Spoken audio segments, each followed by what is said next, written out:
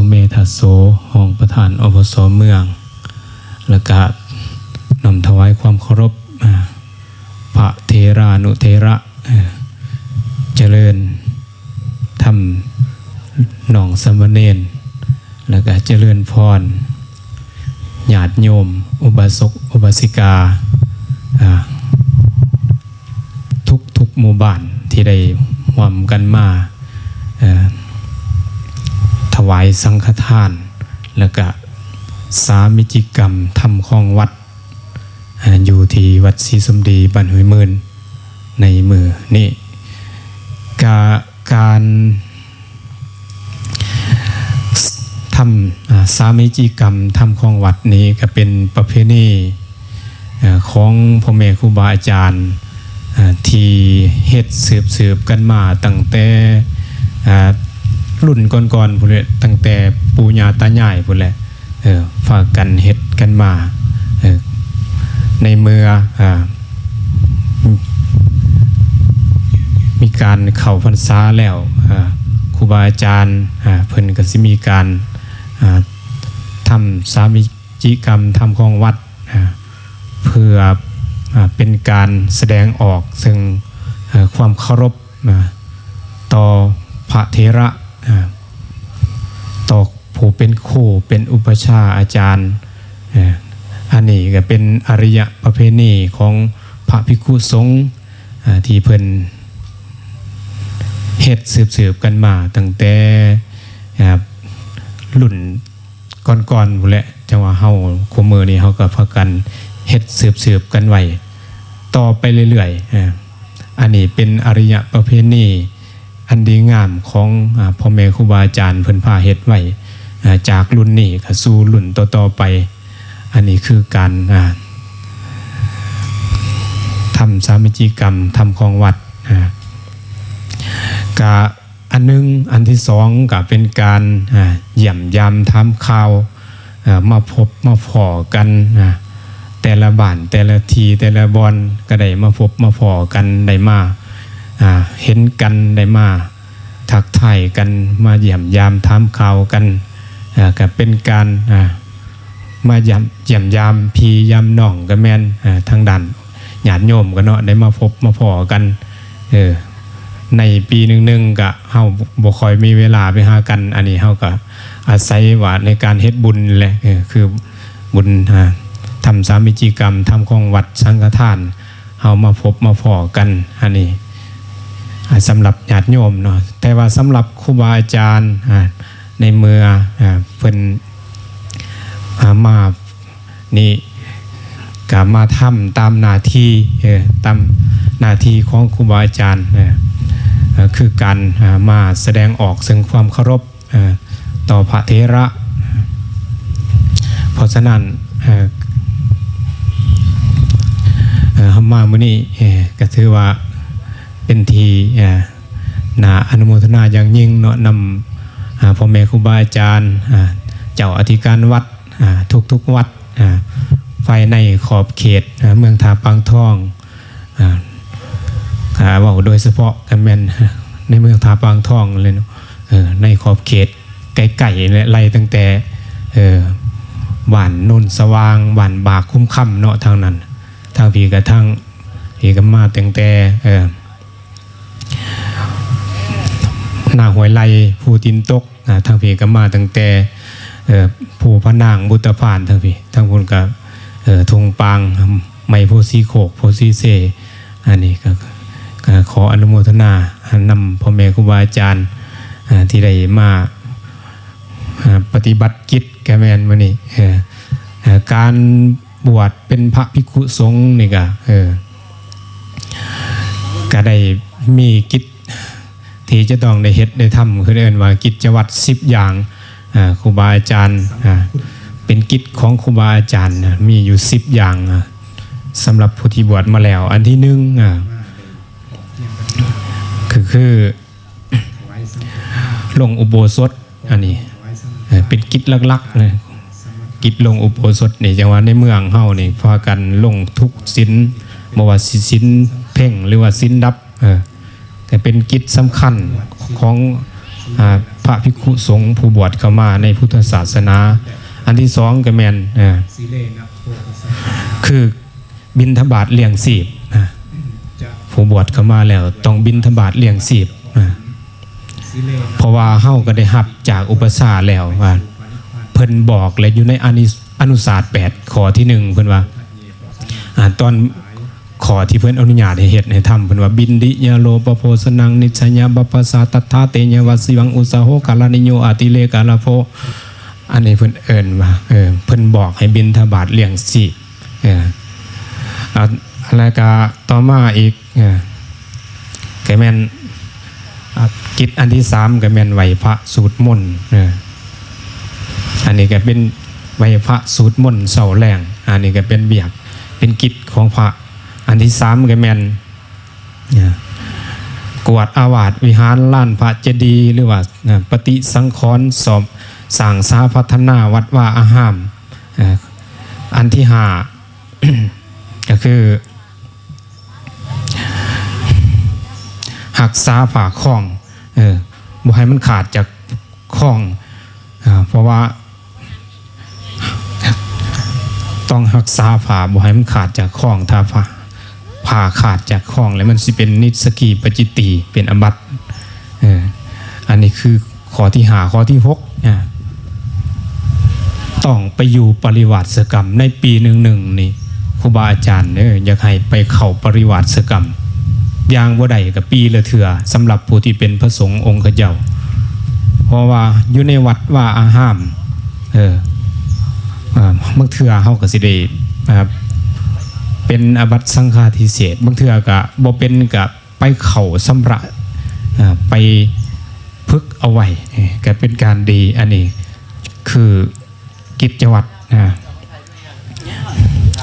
ข้อที่6เนาะข้อที่7บัดนี้แท้ผมแท้หนวดตัดเล็บมานี่เป็นข้อที่8บัดนี้ศึกษาสิกขาบทและปฏิบัติครูบาอาจารย์อุปถากครูบาอาจารย์อันนี้ข้อที่8ข้อที่9เทศนาบัตรก็คือเฮียนเทศเพราะว่าเป็นพระสงฆ์องค์เจ้านี่ในเมื่อญาติโยมได้ให้ถวายปัจจัย4แล้วถวายเขานำโภชนะอาหารถวายฝ่าถวายเขานำโภชนะอาหารถวายบนอยู่อาศัยถวายยาปัวพญาธิแล้วในเมื่อพระสงฆ์รับแล้วเฮาก็จะต้องได้ให้สิ่งตอบแทนแก่ญาติโยมก็คือให้ธรรมะเป็นทานอันนี้คือข้อที่เก่าเนาะสำหรับพระสงฆ์ข้อที่10บัดนี้ก่อนจะบริโภคปัจจัย4ก็คือพิจารณาปัจเจเวคขณะคือเครื่องนุ่งห่มอาหารบิณฑบาตบ่อนอยู่อาศัยยาปัวพญาธิอันนี้ก่อนจะบริโภคปัจจัย4คือจะต้องในพิจารณาอันนี้คือกิจวัตรอันสำคัญของผู้บวชเป็นพระภิกษุสงฆ์ในเมื่อจำพรรษาอยู่ในส่วนนี้สำหรับผู้บวชใหม่หรือขน่อยกับผู้บวชเก่าแล้วผู้หูแล้วกับข้อย่อก็ยกไว้ที่สูงสำหรับผู้บวชใหม่ผู้ที่ยังบ่ทันได้หูก็สำหรับการจำพรรษานี่ก็คือเพิ่นบ่ให้ไปนอนแหมข้างคืนถ้าไปนอนแหมข้างคืนก็มีกิจอันจำเป็นก็คือกิจพระอุปชาเพิ่นป่วยหรือว่าญาติโยมนิมนต์ไปทำบุญหรือว่าไปปัวพญาธิไปปัวไข่ปัวนี่กับจะต้องหรือว่าไปกิจนิมนต์ต่างๆอย่างสี่ก็จะต้องได้กลับมาบ่ให้เกิน7 มื้อเลยต้องได้สัตตหะต้องได้จำพรรษาไปอันนี้คือกฎในการจำพรรษา ไล่ตั้งแต่มื้ออธิษฐานเข้าพรรษาก็คือมื้อเดือน8แห่ม1ค่ำเป็นมื้อพระภิกขุสงฆ์อธิษฐานจำพรรษาอยู่ที่วัดที่นี่จนครบไตรมาส3เดือนก็คือเดือน11เพ่งเป็นมื้อออกพรรษาปาวารณาบ่แม่นออกพรรษาลาพระเจ้าได้เคยได้ยินหลายคนได้เนาะออกพรรษาลาพระเจ้าห่วยสิลาพระลาเจ้าอะไรสิไปอยู่นำไผเพราะว่าเฮาก็ยังนับถือพระพุทธพระธรรมพระสงฆ์อยู่เว้าคำเว้าว่าออกพรรษาก็คือออกพรรษาปวารณาถ้าออกพรรษาลาพระลาเจ้าก็เป็นคำเว้าที่มันคล้องกันแล้วก็เว้าต่อกันไปเลยที่จริงแล้วก็คือออกพรรษาปวารณาปวารณาแปลว่าเปิดโอกาสสำหรับเนี่ยครูเพิ่นครูบาอาจารย์เพิ่นสิว่าขาน้อยปฏิบัติขอได้บ่ถูกต้องบ่เหมาะสมกับขาน้อยขอเปิดโอกาสให้ครูบาอาจารย์ตำหนิทรงข่าวหรือว่าทักท้วงได้ในมือออกพรรษาปวารณาสิเป็นจังซี่คำหมายของคำว่าปวารณาคือเปิดโอกาสให้ผู้อื่นได้ทรงข่าวหรือว่าได้บอกในสิ่งที่ประพฤติมันบ่ถูกต้องอันนี้คือคำว่าปวารณาเพราะฉะนั้นมื้อนี้ญาติโยมเนาะก็บ่ว่าแต่มา ทำสามัจจิกรรมทำของวัดก็มื้อมาเฮ็ดบุญมื้อนี้เฮ็ดบุญถวายสังฆทานร่วมหมู่ภายในขอบเขตหลายหมู่บ้านละ10ปลายกว่าหมู่บ้านมื้อนี้ก็ได้พร้อมเพียงกันมาถวายสังฆทานให้แก่พระสงฆ์หมู่ใหญ่พระสงฆ์หมู่ใหญ่ได้มื้อนี้ได้มาร่วมกันก็นับว่าเป็นบุญเป็นกุศลเพราะว่าในการให้ทานของครูบาอาจารย์ให้แก่พระสงฆ์บ่แม่นขออภัยเนาะคือสงฆ์หมู่ใหญ่นี่ก็เฮาถวายทานก็เป็นบุญเป็นอานิสงส์เพิ่นก็จัดจำแนกแจกแจงออกมาในการให้ทานไล่ตั้งแต่ให้ทานแก่สัตว์เดรัจฉานก็ได้บุญแต่ว่ามันก็ได้บุญหน่อยกว่าทานให้แก่คนทานให้แก่คนกับบ่ทอทานให้แก่ คนผู้มีศีลหาบริสุทธิ์คือผู้รักษาศีลหาได้นั่นแหละต่อมาก็ท่านให้แก่ผู้มีศีลหาก็บ่ทอท่านให้แก่ผู้มีศีล8คือผู้บวชขาวห่มขาวผู้รักษาศีลค่ะศีล8ต่อมาก็แม่นท่านให้แก่ผู้มีศีล8ก็บ่ทอท่านให้แก่ผู้มีศีล10คือสามเณรผู้มีศีลอันบริสุทธิ์ต่อมาก็แม่นท่านให้แก่สามเณรก็บ่ทอท่านให้แก่พระภิกขุก็คือเนี่ยคู่และผู้มีศีลบริสุทธิ์ท่านให้แก่พระภิกขุกับบ่ทอให้ท่านให้แก่พระ โสดาท่านให้แก่พระโสดากับบ่ทอท่านให้แก่พระสกิทาคาท่านให้แก่พระสกิทาคากับบ่ทอท่านให้แก่พระอนาคาท่านให้แก่พระอนาคากับบ่ทอท่านให้แก่พระอรหันต์ท่านให้แก่พระอรหันต์กับบ่ทอท่านให้แก่พระปัจเจกพุทธเจ้าท่านให้แก่พระปัจเจกพุทธเจ้าก็บ่ทอท่านให้แก่พระพุทธเจ้าท่านให้แก่พระพุทธเจ้าก็บ่ทอท่านให้แก่สงฆ์โดยที่มีพระพุทธเจ้าเป็นประมุขประธานในมื้อนี้เฮาทั้งหลายก็ได้พร้อมเพียงกันมาถวายทานให้แก่สงฆ์คือสาวกของพระพุทธเจ้าอนุตตรังปุญญเขตังโรกัสสาติบ่เป็นเนื้อนาบุญครูบาอาจารย์พระสงฆ์เนี่ยเป็นเนื้อนาบุญของโลกอนุตตรังคือปุญญเขตังโลกัสสาติเป็นเนื้อนาบุญของโลกบ่มีนาบุญอื่นยิ่งกว่าเฮาได้เว้าเรื่อยๆเนาะอยู่ในบทสรรเสริญพระสังฆคุณเนาะค คือพระสงฆ์สันอันนี้เฮากับพร้อมกันมาได้พร้อมเพียงกันมาถวายสังฆทานก่อนเฮาถวายสังฆทานเฮาก็ได้มีการสมทานศีลสมทานศีลห้าเพราะศีลนี่ก็เป็นสิ่งสำคัญอยู่ในบอนเพิ่นม่วนศีลสีเลนะสุขติยันติบุคคลจะไปสู่สุคติใดก็เพราะศีลสีเลนะโภคสัมปทาบุคคล จะมั่งคั่งด้วยโภคะทรัพย์สมบัติก็เพราะศีลสีเลนะเนพุติยันติบุคคลจะไปสู่พระนิพพานใดก็เพราะศีลตัดสมาสิรังวิโสทะเยเพราะฉะนั้นทานทั้งหลายจงสำละศีลของตนให้บริสุทธิ์เถิดอันนี้ศีลก็เป็นสิ่งสำคัญเลยก็ย้อนคนมีศีลและจังบ่ไปทำหายกันบ่ไปเบียดเบียนกันบ่ว่าสิเป็นทางกายก็ดีทางวาจาก็ดี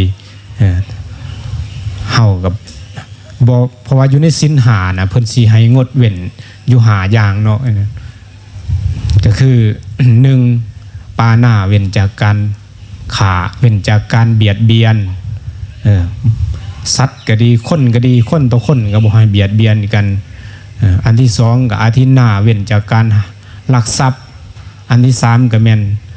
กามเมเว้นจากการประพฤติผิดในกามคือผู้มีผัวแล้วก็บ่นอกใจผัวผู้มีเมียแล้วก็บ่นอกใจเมียอันนี้ข้อที่3ข้อที่4มุสาเว้นจากการเว้าตัวเว้าคำหยาบเว้าส่อเฉียดยุแยให้คนผิดกันแล้วก็เว้าบ่มีประโยชน์บ่มีสาระข้อที่5ก็คือบ่ดื่มสุราเมลัยอันเป็นที่ตั้งแห่งความประมาทขาดสติของมึนเมาต่างๆคู่มือนี่ก็มีหลายเนาะเหล้าเบียร์ยาเสพติดต่างๆพวกสิ่งที่เฮ็ดให้ประสาทร้อนแหละคุมสติเจ้าของบ่ได้อันนั้นแหละเพิ่นเอิ้นว่ายาเสพติดกับเพิ่นห้ามอันนี้คือศีลเนาะ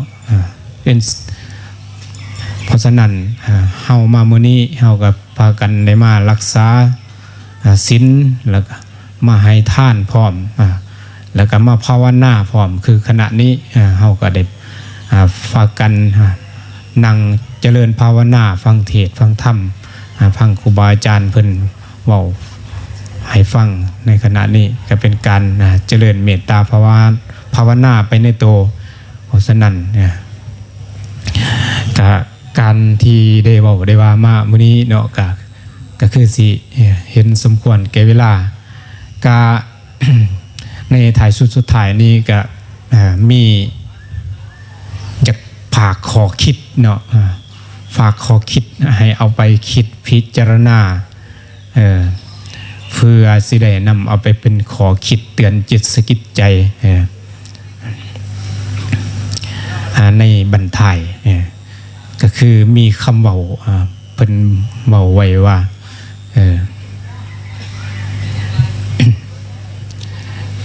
ให้เอาไปพิจารณาไตร่ตรองเพื่อจะได้นำเอาไปเป็นสติเตือนใจเจ้าของทุกท่านทุกคนยศและลาภหาไปบ่ได้แท้ เว้นเสียแต่ตนทึนบุญกุศลทรัพย์สมบัติทิมใบหายปวงชนแม้นกายตนเขายังเอาไปเผาไฟมีอันใดก็บ่ดีเท่ามีธรรมมีคาร่ำดีเลิศประเสริฐสีมีอันใดสิ่งใดในโลกนี้ก็บ่ดีเท่ามีธรรมประจำใจอันนี้คือขอคิดเนาะฝากไว้ให้เอาไปพินิจพิจารณานำกันเป็นคำเว้าคำว่าของครูบาอาจารย์เพิ่นเคยเว้าเคยว่าแล้วก็เก็บเอามาเว้ามาว่ามาฝากให้เป็นขอคิดไปเตือนจิตสะกิดใจเอาไว้ในถ่ายสุดท้ายนี้ก็ขออนุโมทนานำศรัทธาญาติโยมแล้วกับพ่อแม่ครูบาอาจารย์ท่านเจ้าอธิการวัดทุกวัดพร้อมด้วยพระสงฆ์สามเณรทุกอาจทุกองค์ที่ได้มาร่วมในงาน สังฆทานสามิจิกรรมธรรมของวัดมื้อนี้ก็ขออนุโมทนาบุญก็ขอให้บุญกุศลอันนี้จงนำมาปกปักรักษาปกป้องคุ้มครองให้ประสบแต่ความสุขความเจริญในครอบครัวเงินซ่านเจริญในหน้าที่การงานปรารถนาสิ่งใดที่เป็นไปในทางที่ชอบและประกอบไปด้วยธรรมก็ขอให้ความคิดความปรารถนาอันนั้นจงสำเร็จถ้าหากว่ายังเป็นผู้ท่องเที่ยวอยู่ในโลกในวัฏสงสารเกิดขึ้นมาในศาสตร์พบใดๆก็ดีก็ขึ้นชื่อว่าความเข้นใจให้ทรัพย์อัปปัญญาก็ขอจะได้มีแก่พวกท่านทั้งหลายขอให้เป็นผู้มีสุขภาพห่างกายแข็งแรงสมบูรณ์ปราศจากโรคพยาธิโรคาทั้งหลายทั้งปวงขอให้เป็นผู้มีสติดีมีปัญญาดีหูแจ้งแทงตลอดในพระธรรมคำสั่งสอนขององค์สมเด็จพระสัมมาสัมพุทธเจ้าเพื่อจะได้นำตนให้พ้นจากทุกข์ถึงสุขอันไพบูลย์กล่าวคือมรรคผลนิพพานโดยทั่วกันทุกทานทุกคนทุกตนด้วยเถิด